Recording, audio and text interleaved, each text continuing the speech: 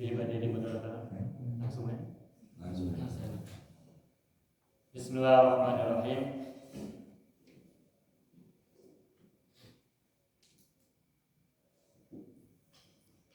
Bapak-bapak dan ibu-ibu jamaah salat subuh yang berbahagia, Assalamualaikum warahmatullahi wabarakatuh. Alhamdulillah rabbil alamin, wa bihi nasta'inu ala umuri dunya waddin, wassalatu wassalamu ala khairil wara bil barri wal bahri ajma'in. Allahumma salli ala sayyidina Muhammadin wa ala ali sayyidina Muhammad bil alamin innaka Hamidum Majid, amma ba'du. Puji syukur juga rasa terima kasih kita sampaikan, kita panjatkan, kita haturkan kehadirat Allah Azza wa Jalla Tabaraka wa Ta'ala yang selalu melimpahi kita semua dengan berbagai nikmat yang sangat kita butuhkan, yang dengan nikmat-nikmat itu kita semua masih bisa hidup hingga hari ini, masih bisa melihat rembulan di malam hari, masih bisa melihat matahari di siang hari, masih bisa merasakan udara yang masuk ke dalam diri kita, bisa kita hembuskan nafas yang kita miliki dan juga merasakan semua nikmat-nikmat yang lainnya. Mudah-mudahan kita semua termasuk orang-orang yang bisa mengkreasi rasa syukur, menciptakan rasa syukur dan juga rasa terima kasih kepadanya tanpa kecuali dan tidak pernah pilih-pilih. Amin ya rabbal alamin. Salawat dan salam semoga Allah selalu curahkan pada junjungan alam kekasihnya yang Rasul Agung Nabi Muhammad SAW, juga untuk keluarganya yang Allah sucikan dan juga untuk para sahabat Nabi yang setia. Mudah-mudahan kita semua, orang tua kita, anak keturunan kita, saudara-saudara kita semuanya kelak termasuk orang-orang yang mendapatkan syafaat pada hari alam perbatasan, alam barzakh, pada hari kebangkitan, pada hari pengumpulan, pada hari perhitungan, dan juga pada hari pembalasan serta pada hari kabariyah. Amin ya rabbal alamin. Bapak-bapak dan ibu sekalian yang saya hormati, insyaallah pagi ini adalah pagi yang cerah, pagi yang ceria, pagi yang sangat indah. Udaranya tidak terlalu dingin tapi juga tidak terlalu panas, hangat, enak ke tubuh kita.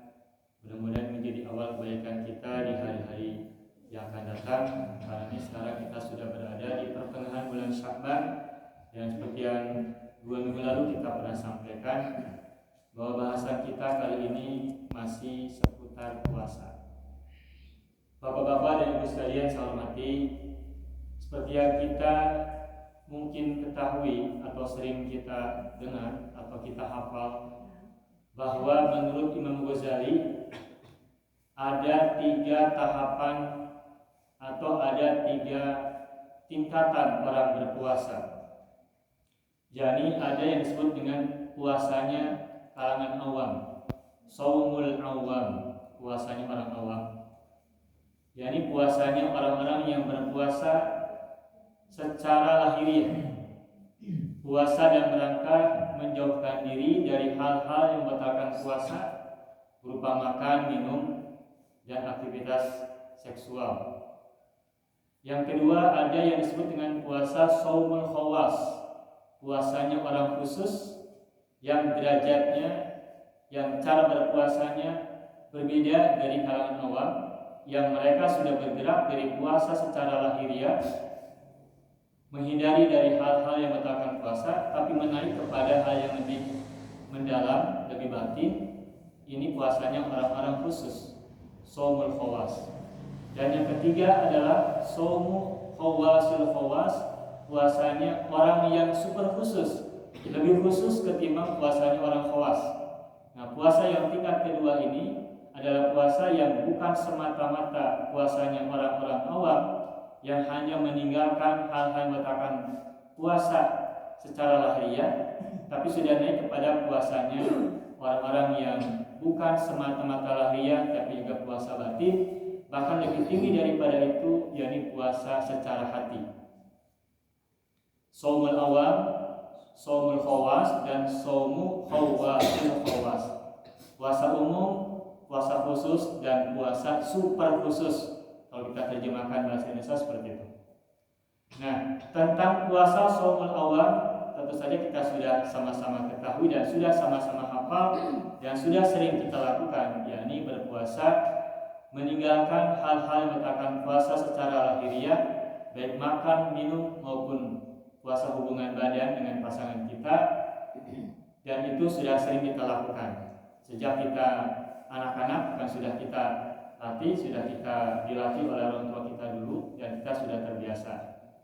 Nah, dalam rangka beranjak menuju puasa yang di atas puasa shaumul awam, kita akan coba belajar bagaimana cara berpuasa orang-orang khusus, atau bahkan boleh jadi mungkin dengan bahasan-bahasan yang kita dapatkan dari para ulama, kita bisa mencoba memahami sekaligus juga mencoba menapaki derajat puasa yang di atas puasa awam, yakni puasa al-khawas, atau bahkan di atas itu yakni puasa shaumul khawasil khawas, puasa super khusus. Nah, bagaimana kita bisa berpuasa menaik derajatnya ke puasa shaumul khawas atau puasa khawasil khawas, khawasnya khawas atau super khusus. Di sini dalam buku yang kita pegang, yang dalam kitab Bundul yang kita miliki, ada sebuah riwayat yang disampaikan oleh Rasulullah, yakni beliau bersabda, akan saya bacakan.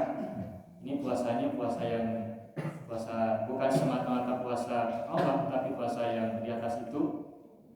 Nabi bersabda, qala an-nabiyyu as-shaumu junnatun min afatid dunya.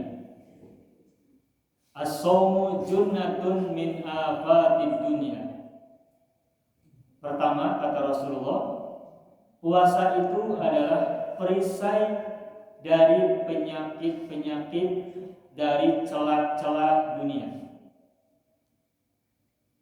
Puasa bukan semata-mata menghindarkan diri dari hal-hal membatalkan puasa secara lahiriah, tapi secara maknawi puasa itu berfungsi sebagai junnatun min afatid dunia, perisai tameng dari penyakit-penyakit dunia, dari hal-hal yang tercela dari urusan-urusan dunia.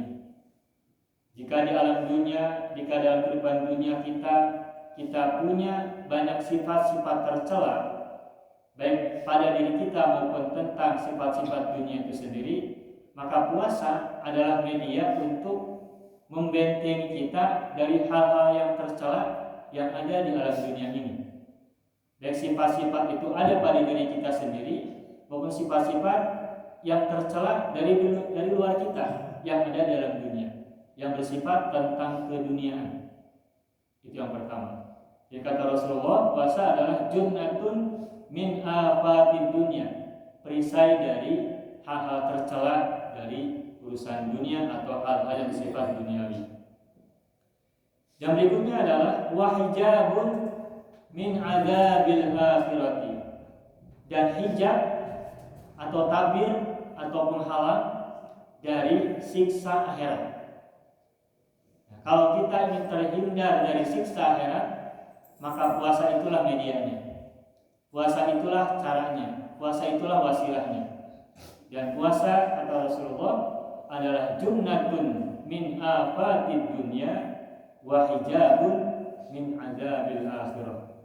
Nah, sehingga harapan kita ketika hari-hari ini di bulan Sya'ban atau bulan-bulan sebelumnya dan yang ke depan bulan-bulan yang akan kita lalui, yang akan kita jalani, terutama bulan yang dekat, bulan Ramadan, bulan-bulan yang akan segera tiba, dan puasa-puasa yang kita laksanakan pada bulan Ramadan yang akan segera menjelang ini, semoga puasa kita itu berfungsi setidaknya dua. Pertama, merupakan junnatun, perisai, benteng dari penyakit-penyakit dunia, dan sekaligus juga hijabun min adzabil akhirah, penghalang atau hijab atau tirai dari azab akhirat. Itu fungsi puasa yang Rasul sampaikan dalam riwayat ini. Nah, kemudian setelah kita memahami bahwa puasa itu bisa berfungsi dua, yakni sebagai perisai dari penyakit-penyakit dunia dan penghalang dari azab akhirat, maka kata Rasulullah, tipsnya adalah faida sumta. Oleh karena itu, apabila engkau berpuasa, faida sumta fanli bisaumika kaffan nafsi anis syahawati. Oleh karena itu, untuk mencapai fungsi puasa yang menjadi benteng penyakit-penyakit dunia dan penghalang siksa neraka atau siksa akhirat, maka kata Rasulullah, jika engkau berpuasa, maka niatkanlah puasamu itu kaffan nasi anis syahawati, menahan jiwa, menahan diri dari syahwat-syahwatnya, dari birahi-birahinya, dari keinginan-keinginannya. Kemudian waqaf al-himmati an khutuwatis syayatin, dan memutus keinginan dari langkah-langkah setan. Setan-setan punya langkah-langkah yang diayunkan untuk mendekat kepada kita, menghampiri kita, masuk ke dalam diri kita. Nah, dengan puasa itu kata Rasulullah harus kita niatkan sebagai upaya untuk memotong keinginan dari langkah-langkah setan yang terdapat dalam diri kita. Karena setan, mungkin kebanyakan kita atau biasanya kita memahami konsep setan adalah makhluk sebangsaning jin atau sesuatu yang ada di luar diri kita. Tetapi ditegaskan dalam Al-Quran juga bahwa setan itu bisa berbentuk jin dan juga bisa berbentuk manusia. Bahkan setan juga bisa berupa dorongan-dorongan keburukan yang ada dalam diri kita. Nah, sehingga kita bisa saja kita juga dalam diri kita ada unsur-unsur setannya. Dan agar puasa kita bisa berfungsi sebagai hijab dari azab akhirat dan perisai dari penyakit-penyakit dunia, maka kita mesti memotong keinginan langkah-langkah setan dalam diri kita, termasuk juga langkah-langkah setan secara eksternal yang ada di luar diri kita. Itu berikutnya. Terus berikutnya kata Rasulullah, wa anzir nafsaka manzilatal mardo. Kata Rasulullah berikutnya adalah wa anzir nafsaka manzilatal mardo wala tashtahi ta'aman wala syaraban. Nah, kata Rasulullah, tips yang berikutnya adalah tempatkan dirimu, tempatkan jiwamu berada dalam posisi seorang pasien, orang yang sakit. Apa maksudnya? Dengan menempatkan diri kita ketika berpuasa seperti orang yang sedang sakit, maka wala tashtahi ta'aman wala syaraban. Ketika orang sedang sakit, biasanya makan tidak mau, minum tidak mau, makan tidak enak, minum tidak enak, temiraos. Makan terasa pahit, minum juga terasa tidak masuk. Sehingga ketika sedang sakit kita tidak mendaki apapun, makan minum tidak enak. Nah, ketika sedang puasa, agar puasanya berfungsi seperti yang tadi kita sampaikan, maka tempatkan diri kita bagaikan orang yang sedang sakit, sehingga tidak membayangkan makanan apa yang akan kita makan, minuman apa yang akan kita buat untuk kita masukkan ke dalam mulut kita. Nah, sehingga kalau kita berpuasa tapi kita masih mengharapkan, merencanakan ke depan makan apa, minumnya minum apa, bagi kita menempatkan puasa kita masih penempatan sebagai puasanya orang-orang yang sehat, masih sagala hoyo, masih sagala kebayang. Nah, kata Rasulullah, agar puasa kita berfungsi tadi, agar berfungsi bisa membentengi dari penyakit dunia dan menghijab azab akhirat, maka kita ketika berpuasa mesti menempatkan diri sebagai orang yang sedang sakit, yang tidak menghendaki membayangkan menselerahi makanan-makanan dan juga minuman-minuman. Tentu saja ini puasa khusus ya. Kalau sedang berpuasa, jangankan sudah sore, bahkan pagi pun sudah merencanakan. Kenapa? Karena ketika pagi kita sudah mulai belanja ya Bu ya, belanja ke warung, atau bahkan kemarinnya sudah menyiapkan sejumlah bahan-bahan makanan untuk dimasak dan seterusnya. Ya, karena tentu saja kita masih jauh untuk ke arah sana. Tapi itu tidak salah, itu adalah puasa kebanyakan kita, karena kita kan harus persiapan.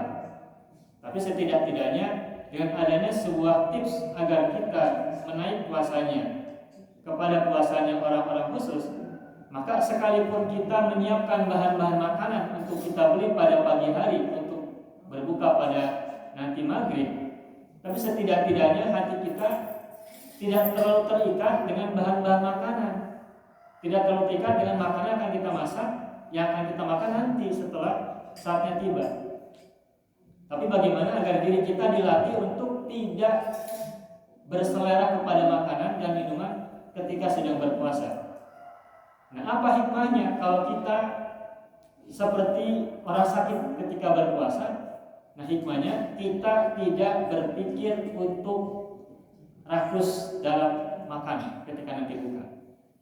Dan artinya pula ketika kita menempatkan diri sebagai orang yang sedang sakit ketika berpuasa, maka kita tidak merasa terganggu dengan orang-orang lain di luar diri kita yang tidak berpuasa. Ketika kita sedang sakit, ada orang-orang di rumah makan, kita tidak ingin makan karena tidak ada selera.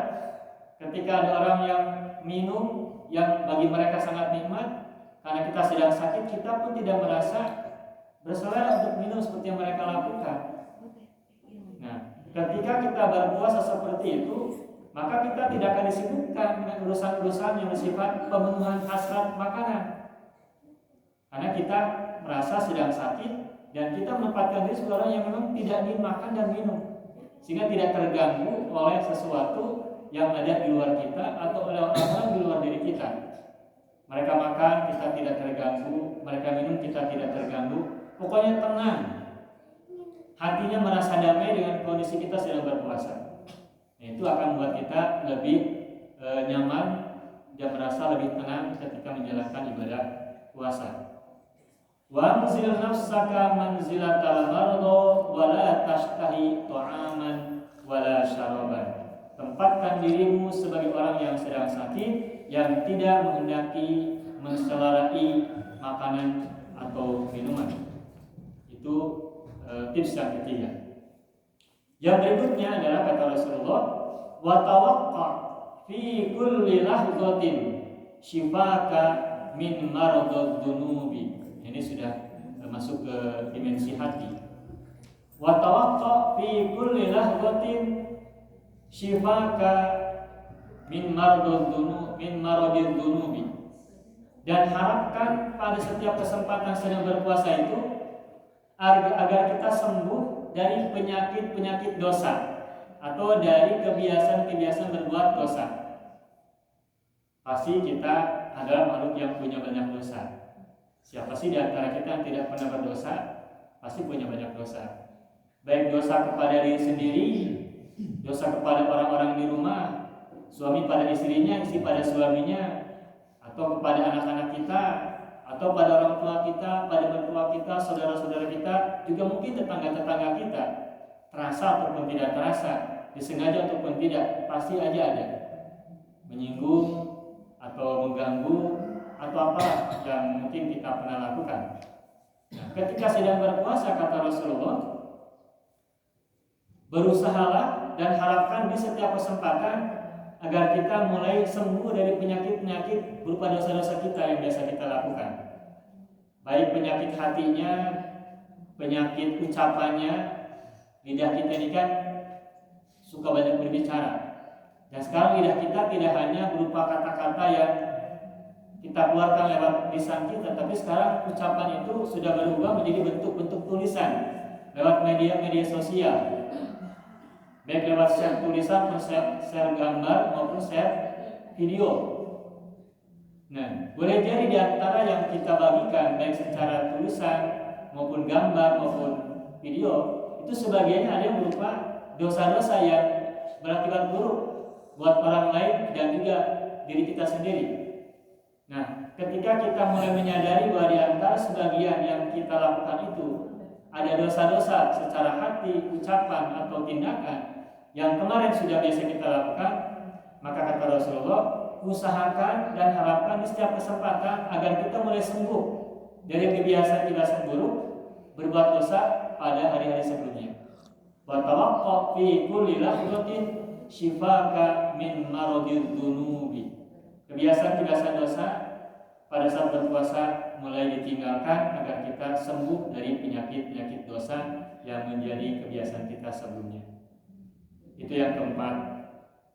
Lalu yang kelima, wa tahhir batinaka min kulli kadhibin wa ghaflatin wa zulmatin yaqta'uka an ma'nal ikhlasi liwajhillahi.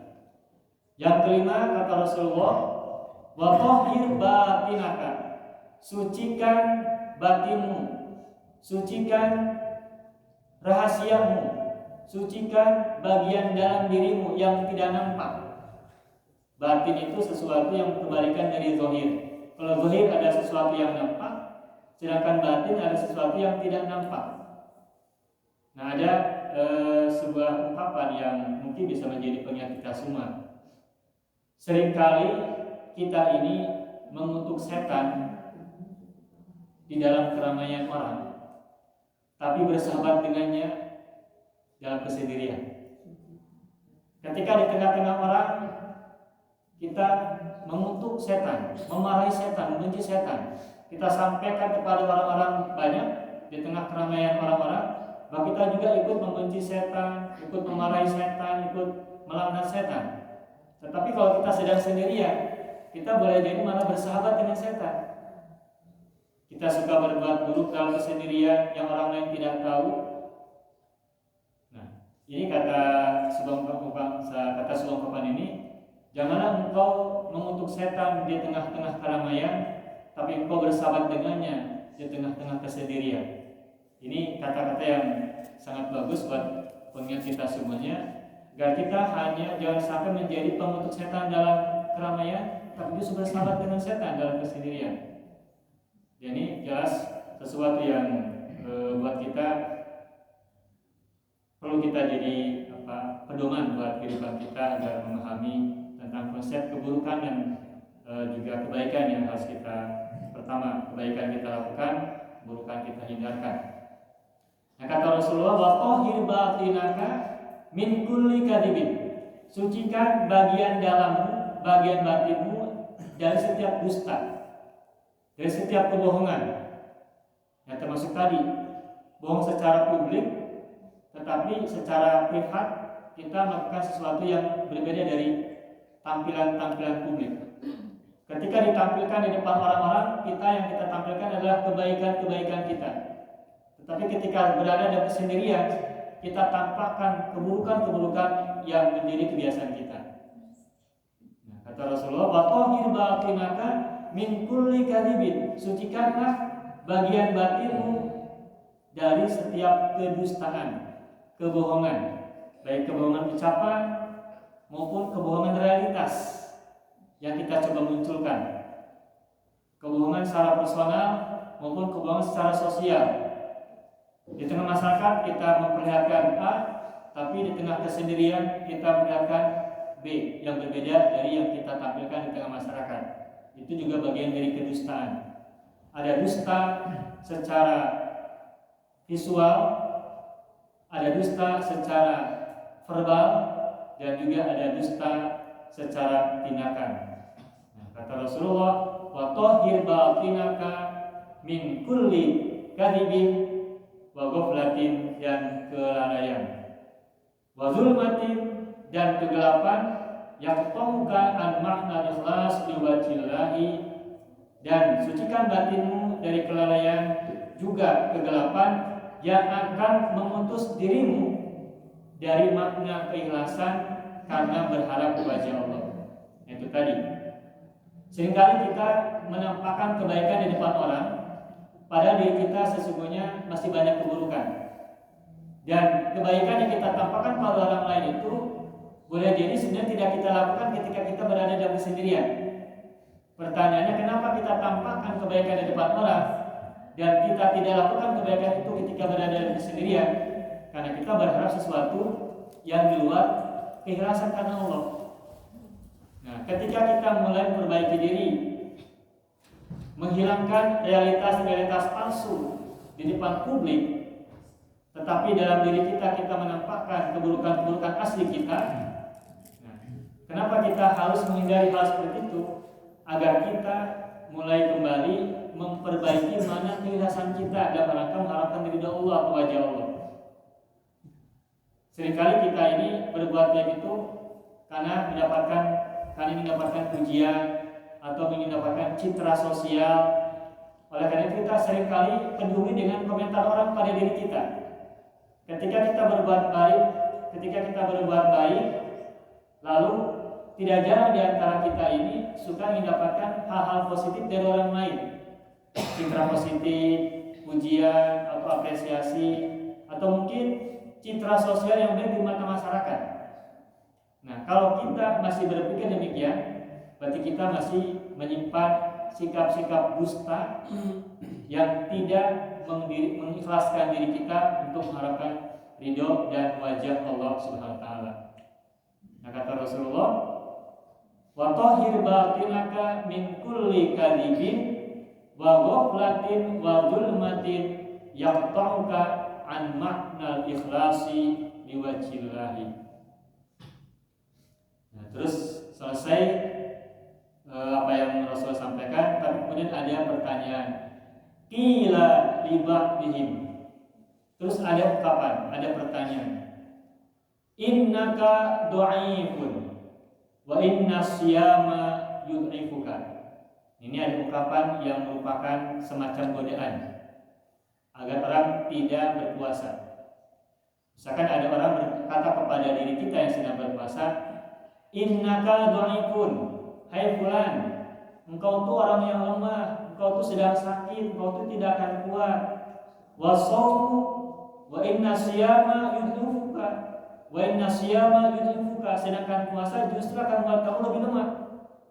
Nah, karena engkau sedang lemah, sedang sakit, sedangkan puasa membuatmu lebih lemah, artinya engkau nggak usah berpuasa. Nah, kalau ada orang yang berkata begitu, atau ada orang yang membuat kita terpengaruh untuk tidak melaksanakan puasa, maka katakanlah, qala inni u'idduhu di syarri yaumin tawil. Untuk apa kita berpuasa dengan kualitas seperti tadi, dengan fungsi-fungsi seperti tadi? Kita perbaiki jiwa kita, kita hilangkan kedustaan personal dan sosial kita.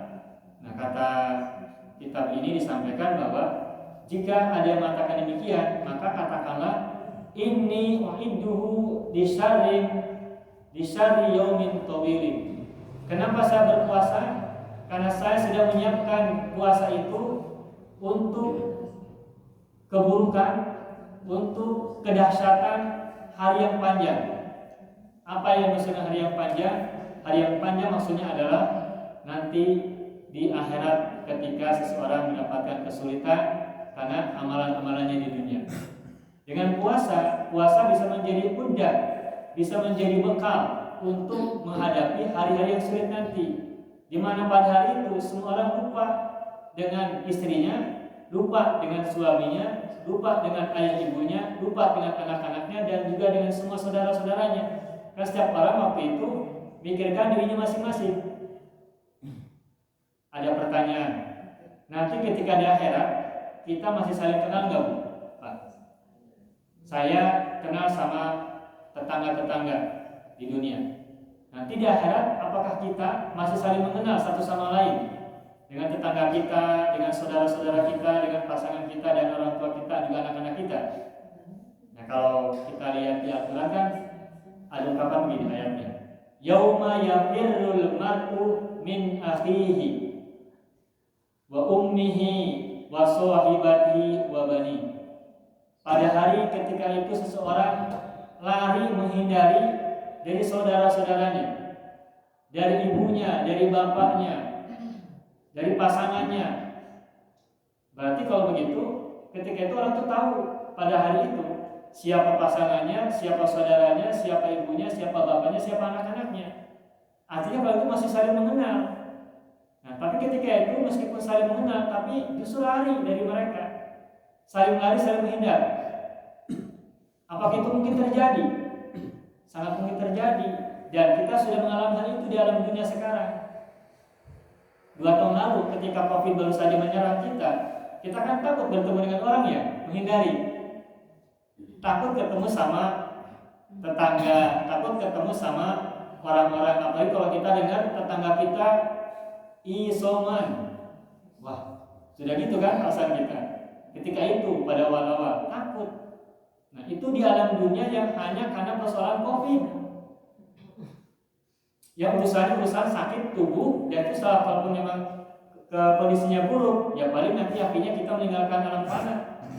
Tetapi nanti di akhirat itu urusannya sangat dahsyat, bukan sekadar COVID, bukan hanya sekedar penyakit fisik, tetapi ada siksa yang sangat berat, yang masing-masing saling menuntut pertanggungjawaban satu sama lain, dan semuanya saling takut untuk bertemu dengan siapapun, bahkan dengan orang-orang dekat kita.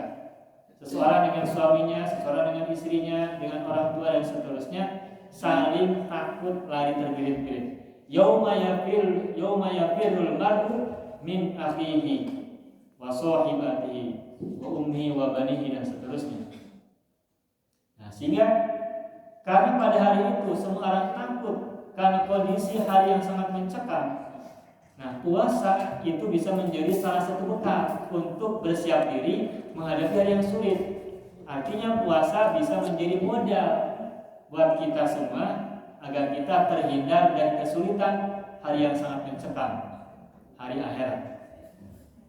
Kenapa saya berpuasa? Karena puasa bisa menjadi bekal untuk kita semua menghadapi hari yang sulit. Maka ketika hari-hari kemarin, hari ini atau hari-hari yang akan datang kita berpuasa, maka niatkan itu sebagai bekal kita menghadapi hari yang sulit ke depan. Wasabru ala ta'atillahi ta'ala ahwanu minas sabri ala azabi.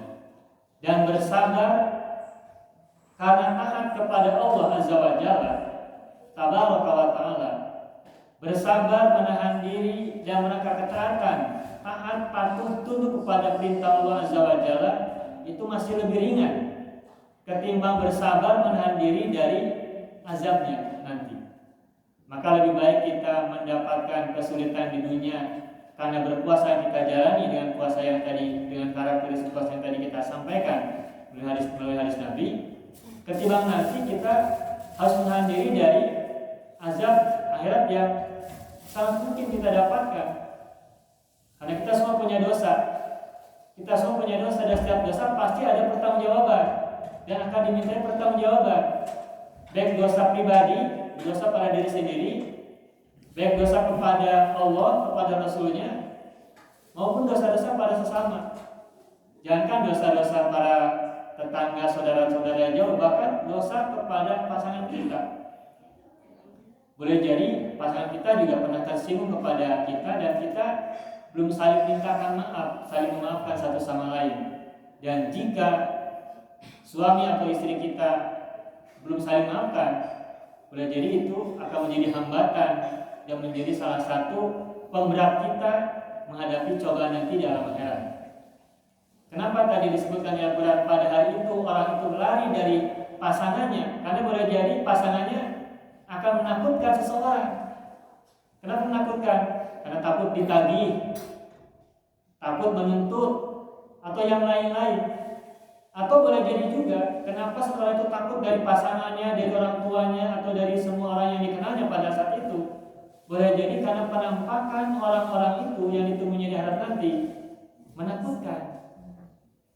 Seperti yang pernah kita sampaikan, menurut riwayat, menurut pemahaman dari konsep jiwa yang disampaikan oleh Ibnu Arabi, bahwa nanti ketika nanti kita di alam akhirat, ketika kita lahir di dunia sebagai manusia, ketika kita nanti bangkit dari alam kubur, kita bukan lagi sebagai manusia, tapi sudah menampakkan diri dengan wajah-wajah yang sangat buruk, berupa binatang-binatang yang kita kenal di alam dunia atau yang tidak kita kenal.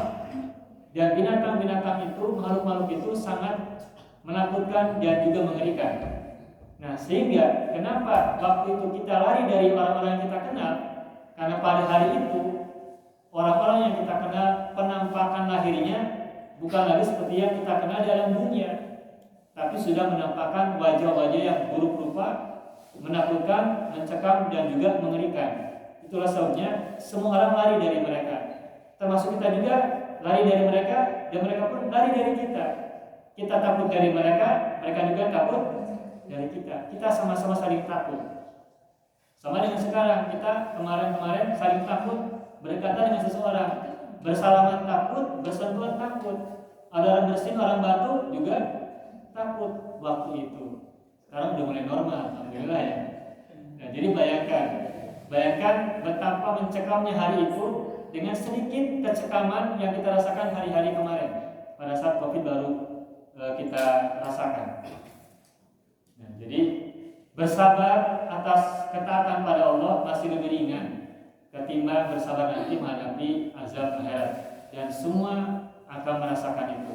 Tentang seberapa berat, seberapa besar, ya tentu saja tergantung amalan kita masing-masing. Tetapi kita berharap semoga kita semua azab yang ditimpakan pada kita ringan. Dan kalaupun kita nanti di akhirat mendapatkan azab Allah karena dosa-dosa kita berharap kepada Allah semoga kita diberikan kesabaran menghadapinya. Karena tidak ada lagi alasan, tidak ada lagi harapan kecuali kita bersabar. Ketika kita mendapatkan bencana, entah banjir, entah bencana alam, entah gunung meletus, entah mungkin tsunami kalau di tempat pantai atau yang lain-lain, bencana yang lainnya. Kalau sudah menimpa kita, kira-kira apa yang bisa kita lakukan? Marah-marah atau bersabar? Bersabar. Mau marah-marah sama siapa? Ya semua orang sama. Gunung meletus, jangan marah kepada pembuat gunung, tidak mungkin. Marah pada pemerintah, marah pada pengurus RW, pengurus RT, tidak mungkin. Orang gunung meletus tidak ada yang mendaki, tapi bencana sudah kadung terjadi. Maka ketika itu tidak ada lagi pilihan kecuali harus bersabar. Begitupun nanti ketika diazab, dapat siksaan di alam akhirat, dan semua dapat. Nah pada hari itu kita hanya punya harapan dan hanya punya pilihan, hanya bersabar menanggung derita azab yang harus kita tanggung pada saat itu. Wasabru ala ta'atillahi ta'ala ahwanu minas sabri ala adzabihi. Bersabar menjalankan ketaatan pada Allah lebih ringan ketimbang bersabar atau menahan dari azab Allah yang kelak dirasakan oleh seseorang di alam akhirat. Selesai. Hadis terakhir, hadis kedua. Wa qala Rasulullah sallallahu alaihi wasallam, qala Allah Ta'ala. Rasul bersabda, Allah berfirman, as-shaumu li. Ini hadis yang sudah sangat populer, sudah sering kita dengar.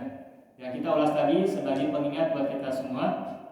As-shaumu li wa ana ajzi bihi. Puasa itu milikku, bukan milik diri kita yang puasa. Puasa itu milikku kata Allah. Artinya puasa itu adalah untukku, bukan untuk diri kita, tapi untuk Allah yang mewajibkannya. Wa ana ajzi bihi, dan akulah yang akan balas para orang yang berpuasa. Nah, karena puasa itu milik Allah, maka kita harus fokus bagaimana agar puasa ini menyenangkan Allah, bukan menyenangkan diri sendiri atau menyenangkan orang lain, bukan untuk mendapatkan pujian orang lain atau juga untuk berpikir bagi diri sendiri. Tapi bagaimana puasa itu adalah ditujukan untuk Allah semata-mata, agar nanti Dia, Allah, membalas kita sesuai yang Dia kehendaki untuk kita sendiri. Nah, itulah sebabnya maka ketika kita sedang berpuasa, kita tidak lagi melihat puasa sebagai sebuah kewajiban. Boleh jadi kebanyakan kita atau kebanyakan orang melihat puasa itu hanya sebagai kewajiban. Dan kita sudah hafal ayatnya kan, kutiba alaikumus syiyam, diwajibkan atas kalian berpuasa.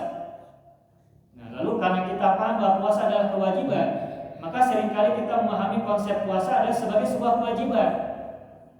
Karena memahami puasa sebagai sebuah kewajiban, maka kita melihat puasa sebagai hal yang memberatkan, sebagai sesuatu yang menyulitkan, yang membuat kita merasa tertekan. Nah, tetapi kalau kita ubah perspektif tentang puasa dari kewajiban menjadi ekspresi kesyukuran, maka rasanya akan berbeda. Bagaimana kita ubah perspektif kita atau persepsi kita tentang puasa dari kewajiban menjadi kesyukuran, maka itu dampaknya secara psikologis buat diri kita akan berbeda. Sama dengan ibu-ibu ketika malam hari bangun menyusu anaknya, menyiapkan susu buat mereka atau mengurus mereka yang mungkin pipis, mungkin harus diganti popok dan sebagainya. Ketika malam hari sedang ngantuk-ngantuknya, sedang lelap-lelapnya tidur, kalau itu hanya dipikirkan sebagai kewajiban yang beratkan, maka pekerjaan itu akan terasa berat bagi dirinya. Tetapi kalau itu dirasakan sebagai cinta kepada anak, sekaligus juga syukur dia sebagai seorang ibu yang punya anak, diberi rezeki oleh Allah berupa keturunan, maka rasanya akan berbeda. Tidak merasa narasula, tidak merasa merekadawang, tidak merasa yang lain-lain. Nah, begitulah juga puasa. Kalau puasa kita rasakan sebagai sebuah kewajiban, yang terasa adalah memberatkan. Tapi kalau puasa dirasakan sebagai wujud kesyukuran kepada Allah, maka rasanya akan beda. Pertanyaannya, kenapa harus bersyukur kita berpuasa? Nah, jawabannya adalah sepanjang tahun, di hari-hari kita selama setahun, 11 bulan, kita banyak makan, kita banyak minum, kita sehat, bisa makan mirawas, makan nikmat, minum enak, minum nikmat, dan semua kehidupan kita sehat dirasakan dengan penuh kenikmatan. Nah, itu semua adalah kenikmatan yang harus kita syukuri. Dan sebagai wujud ekspresi syukur kita, maka kita berbuat sebaliknya. Pada hari-hari sebelumnya kita berpuas, makan, minum dan sebagainya dengan sepuas-puasnya, maka ada saatnya kita bersyukur atas nikmat itu dengan berpuasa sebulan penuh pada bulan Ramadan atau pada puasa-puasa sunat yang lain. Ada sebuah ungkapan yang saya dapatkan dari seorang ibu, ya, bahwa kita ini sehat itu adalah utang piutang. Kita sehat itu adalah utang yang harus kita bayar dengan sakit kita. Kita sehat itu adalah utang kita kepada Allah. Dan sakit yang kita rasakan itu adalah pembayaran atau pelunasan kita atas utang-utang sehat yang kemarin. Bayar sehat kita dengan sakit kita. Dan sakit kita itu adalah cara kita membayar utang-utang kita ketika kita sehat. Karena ketika kita sehat, kita sesungguhnya itu kan dapat anugerah dari Allah. Bukan karena kita mampu menjaga kesehatan, bukan karena kita mampu menjaga tubuh kita begitu rupa sehingga kita terhindar dari penyakit. Kita sehat karena Allah. Meskipun kita menjalankan aktivitas untuk sehat, tetapi semuanya adalah anugerah Allah. Kalau boleh kita renungkan, punya nggak kita penyakit sesuatu yang kita rasakan tapi orang tidak tahu? Entah penyakit yang timbul dalam tubuh kita yang kita tutup-tutupi, orang lain tidak tahu. Padahal kita tidak ingin penyakit itu ada. Entah berupa penyakit-penyakit benjolan atau mungkin penyakit-penyakit apa yang ada pada tubuh kita yang hanya kita yang tahu, atau mungkin orang di rumah kita, dan kita tutup-tutupi begitu rapat. Nah, kita ingin nggak penyakit itu terjadi? Tidak ingin. Nah, artinya ketika kita tidak ingin adanya penyakit dan ternyata penyakit itu ada pada diri kita sendiri, artinya memang penyakit itu meskipun kita berusaha untuk menghindarinya, ya Allah juga yang mengaturnya, Allah juga yang mengurusnya. Dan karena kita banyak sehatnya ketimbang sakitnya, maka sehat-sehat yang kita rasakan itu adalah anugerah kenikmatan. Nah, sehingga ketika hari-hari kemarin selama 11 bulan kita tidak berpuasa, banyak makan, banyak minum, beraktivitas yang lain-lain, maka puasa itu adalah sebagai wujud kesyukuran kita atas sehat kita kemarin. Nah, ketika kita melihat puasa sebagai ekspresi syukur, maka puasa tidak lagi dirasakan sebagai hal yang memberatkan. Maka mau puasa sebulan penuh atau atau nanti ditambah dengan puasa-puasa sunat yang lainnya, maka bagi kita itu tidak lagi menjadi hal yang menyenangkan, tapi menjadi ekspresi kesyukuran. Karena syukur, maka merasakannya punya dengan kenikmatan juga, tidak ada rasa beban ataupun memberatkan buat kita semuanya. Orang tidak berpuasa, kita tidak peduli. Orang banyak makan di sekitar kita pun tidak peduli. Karena buat kita puasa adalah buat diri kita sebagai ekspresi syukur kepada Allah Azza wa Jalla. Dan Allah berfirman, as-shaumu li, puasa itu untukku, bukan untuk menyenangkan orang lain atau sebagainya. As-shaumu li wa ana ajzi bihi. Puasa itu untukku dan aku yang akan membalasnya. Apa balasannya? Allah yang lebih tahu. Pokoknya Allah lebih tahu apa yang terbaik buat kita baik di dunia maupun di akhirat. Mungkin kita pernah dengar ya, ada orang berpuasa putih, puasa putih. Ada lagi mungkin puasa beton.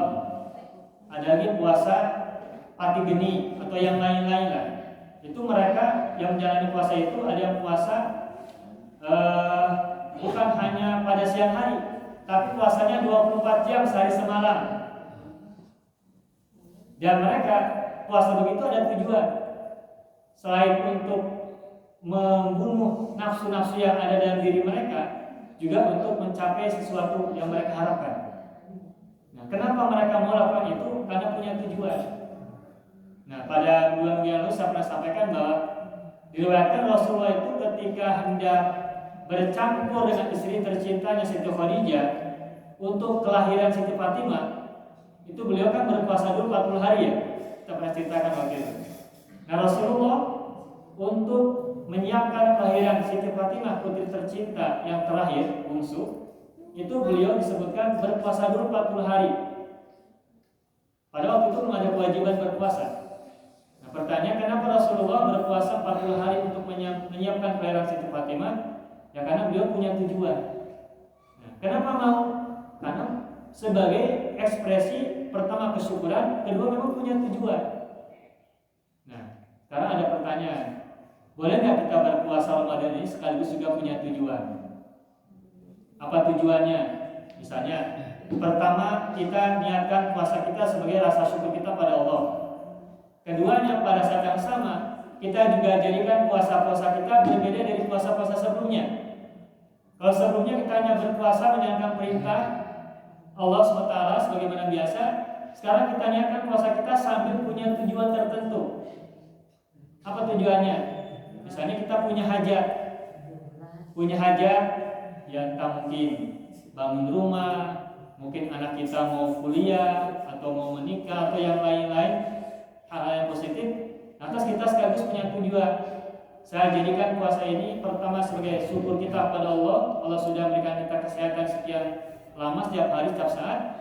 Nah, sambil kita punya tujuan, ya Allah, jadikanlah puasa ini untuk pertama mendekatkan diri kepadamu, sekaligus juga dapatkan keberkahan darimu, agar kau kabulkan untukku hajatku yang ini. Ya, kalau itu bisa kita lakukan, berarti kita ingin menaikkan puasa kita bukan semata-mata sebagai sebuah kewajiban, tapi juga pertama ekspresi kesyukuran sambil kita niatkan untuk mendapatkan keberkahan dan kebaikan dari Allah Azza wa Jalla. Yang berikutnya, was-shaumu yumitu muradan nafsi wa syahwatat tab'i. Puasa itu mematikan hasrat jiwa dan selera naluri atau watak-watak buruk. Wa fihi safa'ul qalbi wa taharatul jawarihi. Dalam puasa terdapat kesucian hati dan kebeningan atau kesucian anggota tubuh. Wa imaratul zahir wal batin. Dan terdapat kemakmuran kesuburan lahir dan batin kita. Kalau orang ingin lahir dan batinnya baik, maka puasa medianya. Wasyukru 'ala ni'am wal ihsan ila fuqara. Dan dalam puasa juga terdapat kesyukuran atas nikmat-nikmat, atas kebaikan yang tadi kita sampaikan. Puasa itu adalah ekspresi syukur. Wasyukru 'ala ni'ami wal ihsan ila fuqara. Dalam puasa terdapat kesyukuran atas nikmat-nikmat dan kebaikan bagi orang-orang fakir. wa ziyadatut tadarru'i wal khusyu'i wal bukai, dan menambah ketawaduan, kehusyuan serta kemenangisan kita kepada Allah, sehingga puasa bisa kita jadikan alat media untuk kita jadikan kesempatan untuk menangis kepada Allah. Wahabul iltija ila ni'amillah, dan jembatan perlindungan kepada Allah Azza wa Jalla. Wasababu inkisaril himmah wa tafqiqus sayyi'at wa tadhifil hasanat. Puasa juga menjadi penyebab untuk terpecahnya keinginan. Karena puasa kita lemah, maka keinginan-keinginan, hasrat-hasrat buruk itu menjadi lemah. Kita tidak lagi punya keinginan kalau sedang berpuasa karena kita lemah. Wa tafqiqus sayyi'at, dan meringankan tindakan-tindakan buruk. Ketika sedang berpuasa, dulu kita biasa berbuat buruk, jadi terhalang untuk melakukannya karena kita sedang berpuasa dan fisik kita sedang lemah. Wa tadhiful hasanat, dan pelipat ganda kebaikan-kebaikan. Seperti yang kita sudah sama-sama tahu, hal-hal yang sunat dihitung sebagai kewajiban, dan satu kewajiban dihitung dengan 10 kewajiban. Itu ketika kita sedang berpuasa. Dan yang sedang kita bahas ini adalah puasa secara umum, bukan yang puasa Ramadan. Rasulullah menyampaikan hadis ini puasanya sifatnya umum, baik puasa wajib maupun puasa sunat. Nah, apalagi puasa wajib yang ada di bulan Ramadan. Nah, terakhir, wa fihi minal fawaidi ma la tuhsa, dan dalam puasa juga terdapat banyak faidah-faidah yang tidak terhitung, tak terkira. Wa kafa bima dzakarnahu minhu liman afalahu fi qalistimali. Demikianlah yang bisa kami sebutkan tentang faidah-faidah puasa, juga fungsi-fungsinya bagi orang yang bisa memanfaatkannya dengan sebaik-baiknya. Mudah-mudahan kita semua termasuk orang-orang yang mampu menjadikan puasa kita meningkat dari puasa anak-anak menjadi puasa yang lebih dewasa, dari puasa lahir menjadi puasa batin, dari puasa awam beranjak kepada puasa khusus, bahkan juga puasa tawasul khusus. Dari puasa lahir menjadi puasa batin, dari puasa yang biasa-biasa saja menjadi puasa yang beranjak menjadi puasa yang luar biasa. Seberapa besar keluar biasa puasa kita hanya Allah yang tahu, tapi setidak-tidaknya kita berniat agar puasa Ramadan yang akan kita jalani ini menjadi puasa yang berbeda dari puasa kita pada masa-masa dulu. Kalau dulu kita mungkin berpuasa dengan puasa seperti puasa kebanyakan, maka kita bisa niatkan puasa yang akan kita lakukan ini menjadi puasa yang khusus, bukan sekedar puasa sebagaimana orang-orang yang baru belajar puasa, tapi puasa orang-orang yang sudah terbiasa puasa, sehingga kualitasnya pun berbeda dari puasa-puasa sebelumnya yang sudah pernah kita lakukan. Demikian yang bisa saya sampaikan bahasan tentang puasa berdasarkan hadis Nabi yang kita baca dari kitab ini, kitab Misbahus Syariah. Semoga ada manfaatnya, khususnya buat diri saya pribadi, yang buat kita semuanya. Mohon maaf bila ada kata-kata yang tidak tepat, bila ada barangkali ada kata-kata yang tidak proporsional, menyinggung atau yang tidak pada tempatnya. Akhirul kalam, terima kasih atas segala perhatian. Subhanakallahumma wa bihamdika asyhadu an la ilaha illa anta astaghfiruka wa atubu ilaik. Allahumma shalli ala sayyidina Muhammad wa ala ali sayyidina Muhammad. Assalamualaikum warahmatullahi wabarakatuh.